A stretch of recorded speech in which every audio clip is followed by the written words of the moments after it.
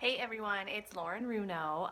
Thank you so much for reading Naughty Neighbor. We had so much fun writing it, and I had to tell you a little bit of backstory.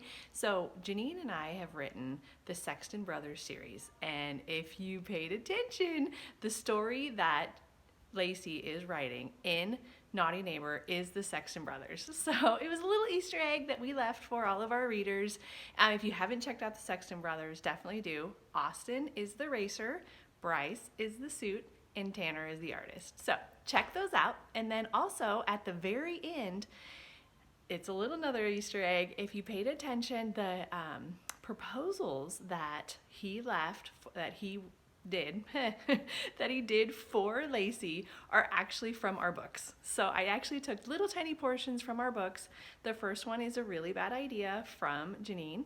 The second one is Bryce from us, the Sexton Brothers. And then the third was Our Song, which is one of my releases about a rock star. So definitely check all those out. Thank you again for reading Naughty Neighbor, and we love you. Bye. Hi everyone, I'm Jeannine Colette, and Lauren and I are so excited that you read Naughty Neighbor and that you even signed up to watch this video. So I know Lauren told you some of the Easter eggs that are in the book and how Lacey's novel is actually the novels that Lauren and I wrote together, the Sexton Brothers trilogy. But what I want to talk to you about is why we chose the setting that we did.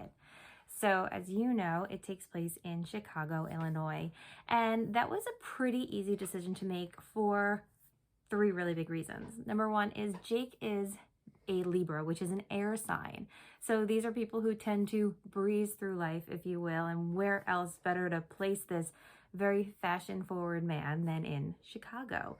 And it also makes sense. I mean, to have this independent woman who's living on her own, she was brought into the city by her boyfriend, but to stay in that city after they broke up, Chicago really is a great place for a writer. There's from the people that you meet on the streets to the restaurants, Navy Pier being a great backdrop to this love story where Jake and Lacey go on their date, and on the Ferris wheel, the Centennial Wheel at Navy Pier is where they have their first real serious moment that kind of leads to what happens next. And there's even the planetarium that they go to. It's wonderful to use these real settings in novels because fiction is something that when you read, it is so real to you. And so to be able to go and look up these places where these characters went and know that they're real in real life really helps bring that story to life. And also a really great place that we went to visit in this book was Lake Geneva, which is actually a place that in real life Lauren and I have never been to, but through our research we were able to check out this wonderful lake community in Wisconsin, and we just absolutely fell in love with it. And we said, you know what, this is where the cottage is. So I hope you enjoyed that. And now we have a reader who's going to tell you a little bit about some of Jake's favorite flowers.